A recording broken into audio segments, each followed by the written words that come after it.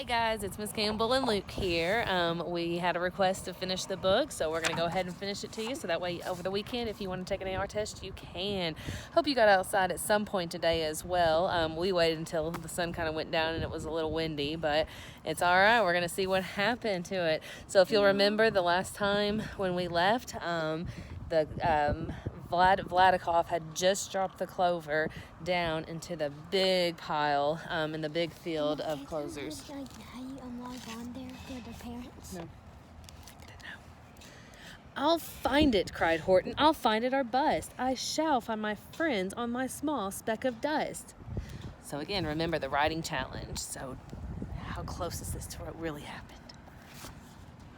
And clover by clover by clover with care, he picked up and searched them and called, "Are you there?" But clover by clover by clover, he found that the one that he sought was just not around. And by noon, poor old Horton, more dead than alive, had picked up, searched, and piled up 9,005. Then, on through the afternoon, hour after hour, till he found them at last on the 3,000,000th flower. "My friends," cried the elephant, "do tell me, do tell. Are you safe? Are you sound? Are you whole? Are you well?"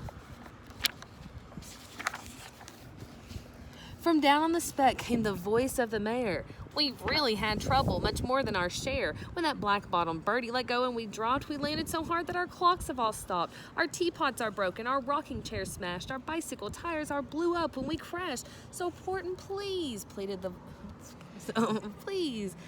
voice of the mayor. "Will you stick by us who's while we're making repairs?" "Of course," Horton answered. "Of course I will stick. I'll stick by you small folks through thin and through thick."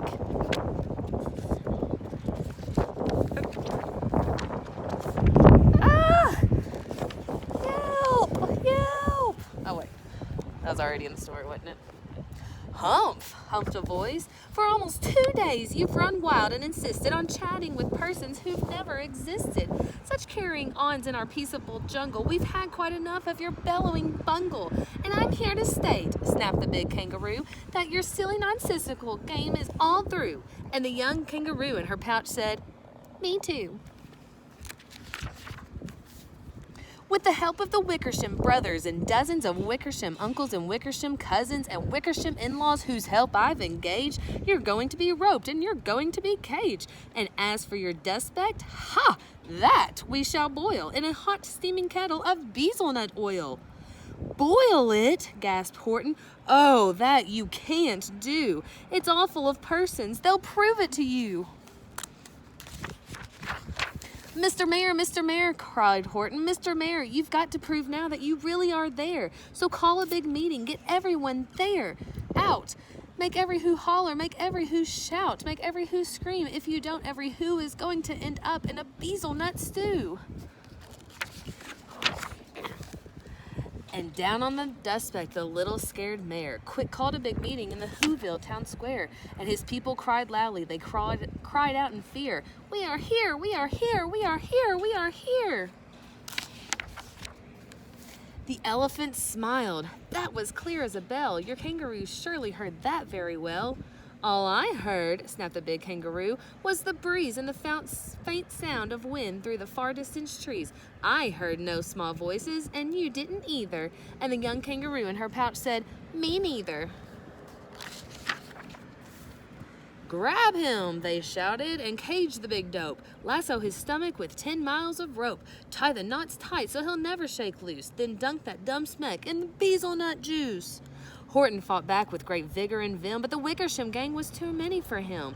They beat him, they mauled him, they started to haul him into his cage, but he managed to call to the mayor, "Don't give up, I believe in you all. A person's a person, no matter how small. And you very small persons will not have to die if you make yourselves heard. So come on now and try."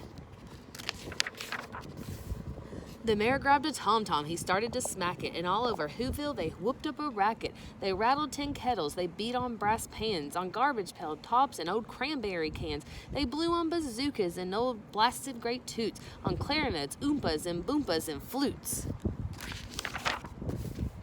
Great gust of loud racket rang high through the air. They rattled and shook the whole sky, and the mayor cried up through the howling mad hullabaloo, "Hey Horton, how's this? Is our sound coming through?"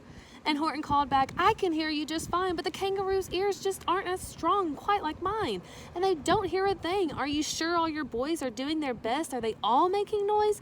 Are you sure every who down in Whoville is working? Quick, look through your town. Is there anyone shirking?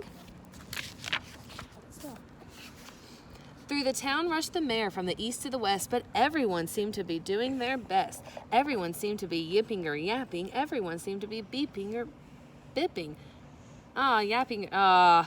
Through the town rushed the mare from the east to the west, but everyone seemed to be doing his best. Everyone seemed to be yapping or yipping. Everyone seemed to be beeping or bipping. But it wasn't enough, all this ruckus and roar. He had to find someone to help him make more. He raced through each building. He searched floor to floor. And just as felt he was getting nowhere and almost about to give up in despair, he suddenly burst through a door, and that mare discovered one shirker quite hidden away in the Fairfax Apartments, apartment 12J. And a very small shirker named Jojo was just standing and bouncing a yo-yo. Not making a sound, not a yip, not a chirp, and the mare rushed inside and he grabbed the young twerp. And he climbed with the lad up the Eiffelberg Tower. This, cried the mare, is your town's darkest hour. The time for all who have blood that is red to come to the aid of their country, he said. We've got to make noises and greater of mounts, so open your mouth, lad, for every voice counts. Thus he spoke as he climbed. When they got up to the top, the lad cleared his throat and he shouted out, Yawp! And that yawp, that one small extra yawp, put it over. Finally, at last, from that speck on that clover, their voices were heard. They rang out clear and clean, and the elephant smiled. Do you see what I mean? They prove they are persons, no matter how small, and their whole world was saved by the smallest of all.